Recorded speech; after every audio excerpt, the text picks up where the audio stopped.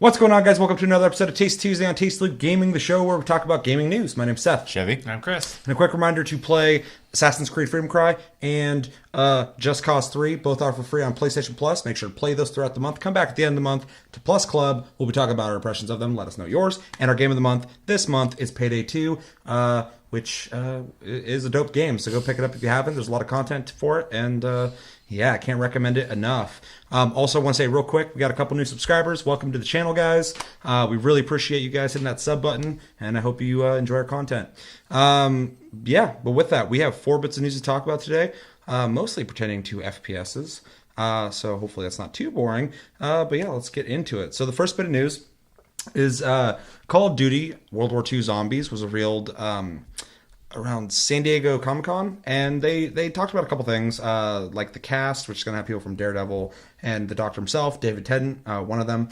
But the big news that they want to talk about is that this Zombies mode in Call of Duty is going to be different than the other ones. The other ones are kind of fun, kind of like funny, and don't really take themselves too serious. This one is actually going for a darker feel. They want it to actually feel like horror. They want to scare you when you play it. They want it to be serious. They also say in the article that some of the people in Sledgehammer actually come from the same team that worked on Dead Space. So they have that pedigree to them. There's a lot in the interview. I suggest go read it. But yeah, what do you guys think about... Well, you know what? First off, let's watch this trailer. Let's get an idea for it. I know you're just waiting to watch this. Edge of my seat. Yeah. We'll see the tone.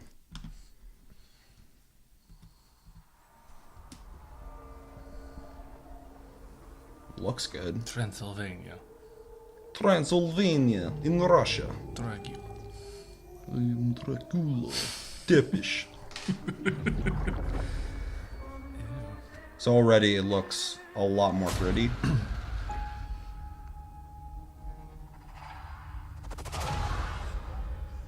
I have seen a vision of our Führer's future. This reminds me of Wolfenstein. Yeah. A little bit. The death of the old world. Halt! The birth of the new. Can you hear it? Drums. The drums of war. The march of progress. This looks like an id game. I have built more than just a new kind of soldier. I have created the devil himself.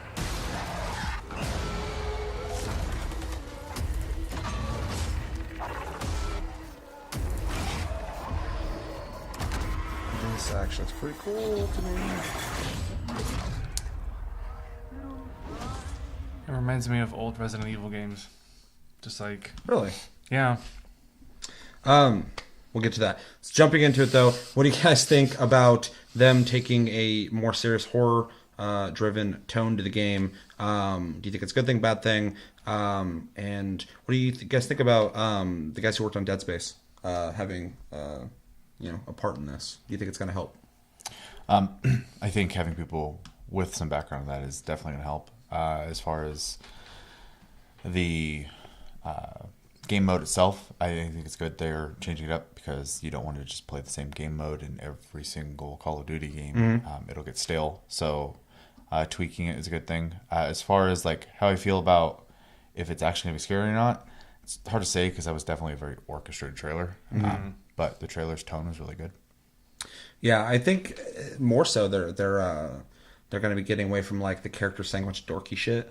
Yeah. Like constantly as you're like putting boards up and zombies are showing up, like, uh-oh, look out, there's a zombie coming. And like you're just shooting them and shit. No, as the person here who's probably played the most Call of Duty, and take that as you will. I actually like the series. This is exciting for me just because zombies is not my favorite part of Call of Duty. I think it's kind of a fun thing to kind of do on the side real quick when you've been playing so much. Try something else. And a couple people have kind of made their own versions of it. And I think they've done it better. In like later Call of Duties, like the Aliens mode that was in one of the games, and there's a bunch of them. But this is actually neat. I like the more serious tone. I think the zombies look horrifying. Not in a sense that I'm scared. I don't get scared from games very easily.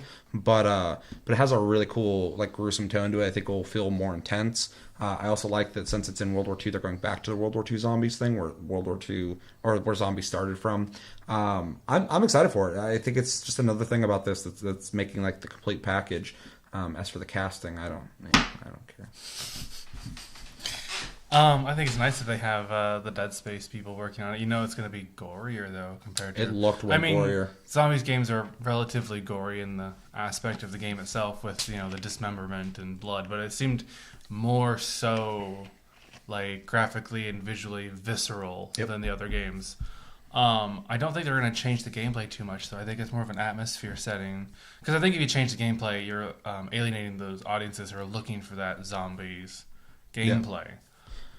Well, they haven't done that yet. Right. Even the ones that have deviated, they've only added features and gave it a different look, but still kept the zombies feel. Right. So it's definitely going to be that. But yeah, I agree. It's just going to be, darker settings, better lighting, more blood. The zombies look like they're like running and they're like freaking out and shit. So it has a different tone. I like that some of them are missing their jaws and they're dripping with blood and shit.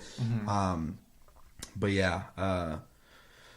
Overall, I'm excited for it, which is weird because I'm not a huge zombies fan. Does it interest any of you guys into trying it? Not really. Yeah, I wouldn't imagine it would. Specifically you, because specifically you, just because it's Call of Duty, but and it's an FPS. There's certain ones you're gonna play. I've played zombies before. I played with Frank mostly, just when he's like, "Hey, play this with me." I'm like, "Whatever." Mm-hmm. But yeah, I couldn't imagine you clamoring at the just being able to get in there and play a fucking horror-driven type game. Yeah. Segment news. Battlefield 1 is getting a bunch of DLC still, but as we're getting close to its full year of release, they are going to be revamping the specialization system. What did they say here? They said choices should provide more depth and strategy to gameplay. Specializations will come in generic and kit-specific versions, with each class having access to 7 generic ones and 2 kit-specific ones. Players will automatically have access to flak cover and quick regen specializations, while others will be earned through new service assignments.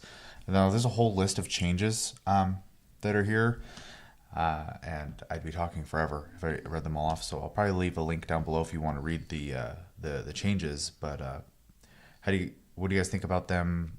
First off, still supporting the game, and secondly, making changes to the system. Well, and that was kind of vague because there's a lot to this. Yeah, it seems like they're adding like a perk system, essentially, kind of like Call of Duty. Because when you look at this, it says Assault. 2 things in Assault are Juggernaut. Your gas mask also reduces explosive damage by 15%. And Controlled Demolition, which is TNT, is now detonated sequentially. And then Support has Unbreakable incoming. Suppression is reduced by 75% when your bipod is deployed, meaning that, when you're sitting there just unloading, people are shooting at you, you're going to stay in the fight longer. Pin down, the duration an enemy remains spotted is extended via Suppression. So yeah, it seems like they're adding a lot of shit to make the game already more interesting than it is. I think this is awesome. At the same time, it kind of freaks me out because it seems like a really big change from what the game is already like. I think Battlefield has a really interesting area where it's kind of flirting between a tactical shooter and Call of Duty. So this, in my opinion, is kind of taking it closer to that Call of Duty direction, which I like it when it's more, down the middle.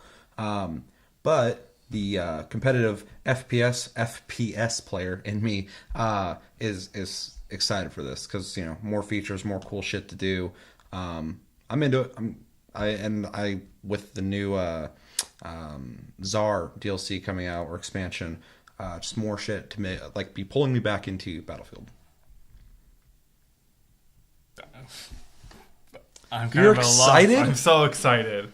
I have a slight worry about the state of how the game will play out after this, because the game's been out for so long, and people are kind of used to the setup of how the game is played now, that a change like this could cause a big ripple in the community of, we like this, we hate this, change it back, keep this. So it's kind of risky for them to do it, I think, at this stage of the game. It's really interesting. They're doing it about a year into the game. It's Yeah. really interesting they decided to do this now. I wonder if it's because the server population has dropped at all. It's not dead, but I heard it went down. Possibly bringing in those people from Call of Duty and do Yeah. it. Thoughts? I think it's neat, actually. Essentially, just trying to breathe more life into the game at this point, and I actually like the idea of having like the stats and stuff like that, because I doubt they're gonna implement a system that's going to break the balance of the game all that much. I'd be really surprised if they did that. It just seems like you can kind of specialize in what you want to do now, which I think is awesome. Yeah, it says that you'll be doing service assignments. You'll get the generic ones right off the bat, but then you'll do the service assignments to unlock the new things. So you'll already pick a class, and then you'll unlock these things. It's perks. So no, I think it's great. I think it allows you to cater to your play style more.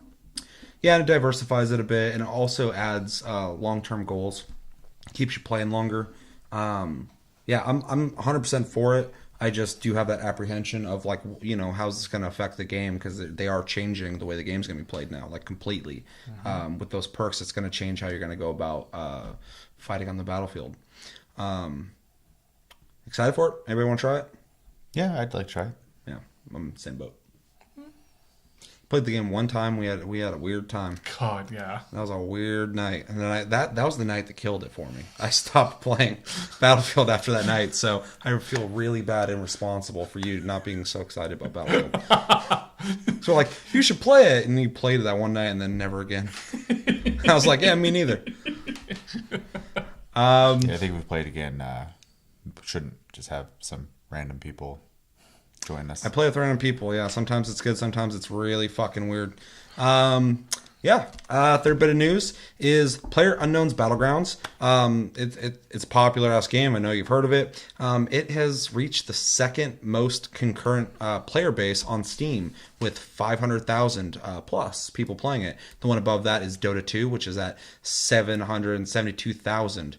Now that's where it's normally at on average. But it has reached, where is it at? 523,000, and to hit where CSGO has been, it'd have to hit 546,000. So the game is doing really fucking well. It surpassed Fallout 4, and it's a big feat to get to the second place on Steam like that, especially because Steam games, Valve games, typically are at the top there. If I may take a moment. I see Warframe. And yeah, I was going to say, Warframe's on the top played list on Steam too. Good. And our game of the month, Payday 2. And Siege. Bunch of great games. Let's just look through this real quick. So Dota 2's top, PUBG second, CSGO third, H1Z1 surprisingly is fourth, Grand Theft Auto 5 is fifth, Team Fortress 2 sixth, Payday 2, I can't believe, is seventh. Warframe is eighth. It should be higher. Let's get the fuck up there, guys. Ninth is Football Manager 2017, because that's a great game. It's a great game, guys. Now, that's a popular game. People are going to watch this and get pissed, and fucking, we're fucked. And then Tom Clancy's Rainbow Six Siege is number 10. So, really interesting list, and I actually enjoy almost all those games. What do we think about PlayerUnknown Battlegrounds just getting more popular? It's not slowing down. And why do you think that is? I think, and I don't know anything about the guy who made this game, or even really that much about the game, besides it's what's that called? Like a battle royale style Hunger game mode, Games. or Hunger Games if you're more familiar. And I know a lot of games have implemented that as like an add-on to their game, and then games came out that made that the main focus, but they all kind of felt, I guess incomplete would be a good word. Well, it all started, didn't all start, but like DayZ really popularized it, or Arma, because there was mods that would come out for it like that. And then H1Z1 also added that mode, but then they actually split the game in half and made it its own game. So obviously that was already kind of rising as a really popular thing, enough to cut it in half. So, and then, this guy obviously had a passion for that, decided to make a game that was like dedicated to that type of game mode. And I remember even hearing you say that it just felt like, even though it's not a fully released game yet, I don't think that it felt like a completed game. So am I surprised? Yes, just because I'm kind of out of the loop, and I don't follow the genre that much. Yeah. But I'm not surprised because if you come out and say that an early access game is that polished, I think that says a lot. Well, it's not even that it's an early access game that's polished. It's that type of game that's polished because anyone who's been playing these games knows that a lot of them come out and they don't work very well. And they work with them after a while and they slowly make them better and better and better. This game came out and worked. And I think that was the big thing. Like, I've played the mods. I've played H1Z1. They're all fine and the idea is cool. But, like, PUBG just kind of... First off, the gameplay is just fine. Everything works. You pick up shit. You can shoot it. It's all fast paced. There's a bunch of stuff that just kind of streamlines the experience to get you in, get you the fuck out once you're dead. And it is addicting. I mean, the best I've done is rank 2, which pissed me off. I won rank 1, obviously. But there is something about it, about that game mode, and I feel like they do it better than anybody else. So there's that one for that, and they did it really well. The thing that's surprising for me about this is if you look at the list, it's mostly, it's typically Valve games, AAA games, or there's a couple ones in there like Payday 2, Warframe, and H1Z1. Yeah. But I mean, given that I've played Payday 2 and how long that was supported for, that doesn't really surprise me that's even in there because it obviously had a big following. So it's really interesting to see a brand new indie developed game be second on that list. That's really fucking impressive. And yeah, I think it's just because the game is just it does what people want well. 500,000 is a crazy number. So yeah, that guy's gotta be fucking stoked. I'm not really surprised, actually, to be honest. I've heard so much about this game for a while now, and I've heard a lot of people play it and a lot of people enjoy it. I mean, Julie plays it and she streams it a lot. Mm-hmm. But it's great to see a developer like this up there so high on the list and getting recognition for the work they put into, because it is a really well polished game for not being a AAA developer game. So I'm not too surprised about it. I mean, it's great to see though. Yeah. I'm going to give another shout out to Warframe being on this list. If they have 50,000 people on PC, I can only imagine the extra players they have then on console as well. That's awesome. Yeah, I'd be curious to see that. And they need to do cross-play. That'd be so awesome. They try. They got close a long time ago, and then they just fucking gave up on the dream. It's not them. Well, yeah, they want to be able to make an update and just slap it out. Mm-hmm. It's just in their plan that way. So console isn't good for that. We need about 450,000 people to be playing Warframe every day. So make it happen, guys. Yeah. So good job, PUBG. Get to number 1, man. Fuck them up.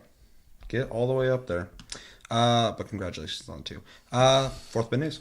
Square announced a couple games today, and one of those was Dragon Quest Builders 2, coming to PS4 again, and this time also Switch.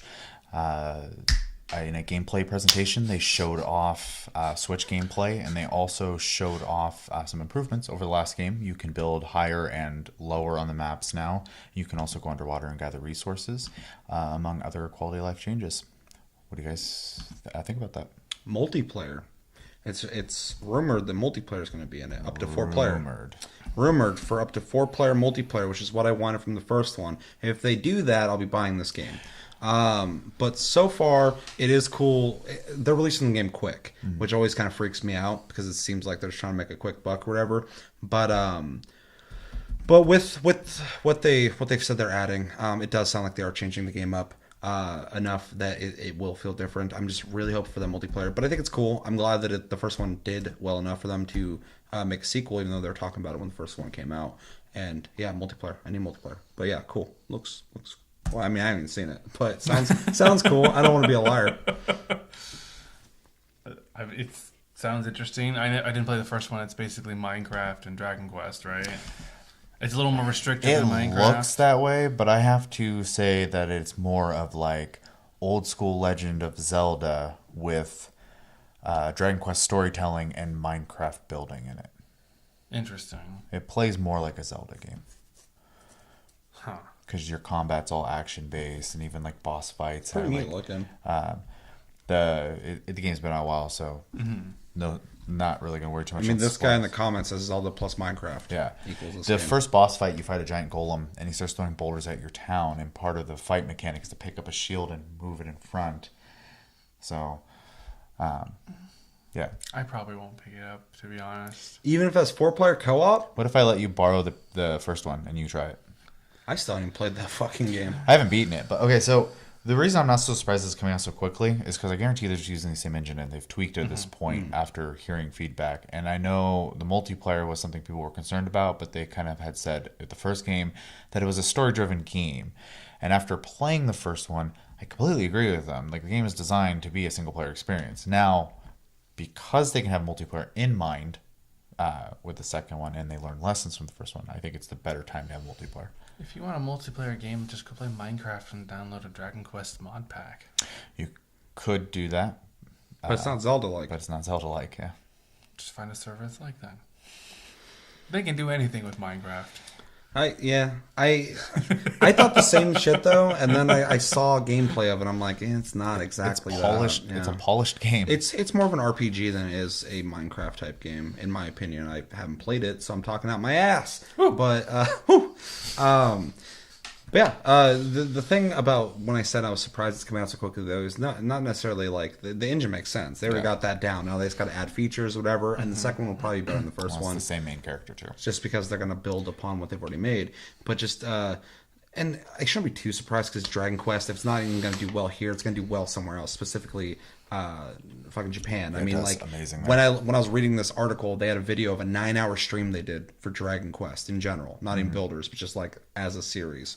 Yeah, I think 11's coming out soon. Yeah. So, I mean, like, they had this, like, crazy, like, 9-hour stream they did where there's, like, a bunch of people up in, like, costumes playing, like, weird games and shit, talking about Dragon Quest. So, apparently people really like it if they're going to be dedicated for 9 hours fucking celebrating the series. So, it obviously did well. I'm just surprised that they were like, we need to make another one of these this quick.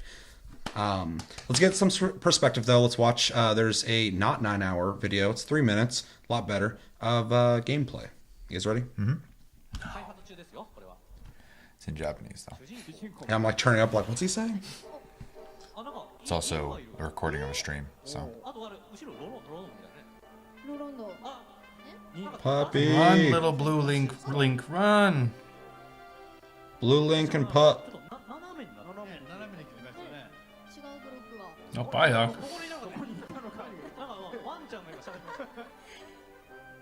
Yeah, it was really funny. I remember when the first one was coming out. I was picking it mostly just because I was like, oh, you know, it's a Square, you know, Minecraft game. And Jesus. yeah, you couldn't do that in the first game. Yeah, they added that, which is, I think it's really interesting. There's no breath meter. Blue Link he's blue. He breathes underwater. The water suit, yeah. In a game where you're gathering stuff, though, and it's definitely meant to be for all ages, I think breathing's a headache. Dude, that's a headache for That's me a too. lot higher than you can go in the first game, too. Is there like any kind of loot in this game? Oh, yeah. It's all craft stuff, though. Oh, look at that. Just like Minecraft. Just all those blocks. Oh, that's new. Now, if you make it look like a flying squirrel suit, I might be interested. It's Mario, Zelda, Minecraft. Yeah. You need to go back and beat the first one. I kind of put it on the back I just want to play burner this one. because this game's easy to like just kind of pick up and play, and I had still have a lot of shit to play. So See, I'm watching this and I'm like, this game needs multiplayer. This would be fun with people. I know that diaper he's flying with. Fucking, he cruises for a long time. Yeah, he does. Like an F-16. Do you make a character, or is he a main? Like he's the main character. Okay. So the Someone tastes something storyline good. in the first game is essentially, I can't remember the villain's name, but has erased. There you go. Is that multiplayer? Yeah. There's that rumored multiplayer. That is cooperative multiplayer. Oh my. Confirmed. So the villain erases everyone's memories of how to create. And the main character shows up and he knows how. You kind of teach everyone how to create again. So very craft heavy game, but that's the Minecraft features. Looks cool. It's got multiplayer. That's what I wanted. That's what I needed. So I'm probably gonna pick this game up when it comes out. Excitement levels. Yes, you're excited. I like the first one a lot, so yeah. Flying diapers. That's the flying diaper dance. Chris always skeptical until he actually plays something. That's a good way to be, though. Yeah. I mean, it's better than him just blindly believing everything. So, I don't have a lot of games. I have too many. except for fucking every time we're playing something, we're like, you got to buy this, and fucking, and then you're like, okay, and then like, I mean, that's how. If you promise there's like cooperative gameplay in it, that's how you get them to buy a game. Pretty much. Yeah. But yeah, I think it's gonna do it for this episode of Taste Tuesday. As always, thank you for watching, guys. Make sure to like and subscribe if you enjoyed this episode. Make sure to check out our other episodes. There's so many episodes. We have fucking like 300 of them. It's crazy. Make sure to check us out on Tumblr, Twitter, Tasty Loot Gaming. Check out the streams on the channel. If you missed them, they're uploaded. Check them out on Twitch, Tasty_Fruit. And yeah, as always, my name's Seth. I'm Chevy. And I'm Chris. Until next episode. Wednesday, I got a spicy video for you guys. Make sure to check that out. And then Friday, yeah, Tasty Cast. We're doing Tasty Cast every week now. So be ready to sit there for like a fucking hour and just do random shit with us. But yeah, till then, have a good week, guys, and take it easy.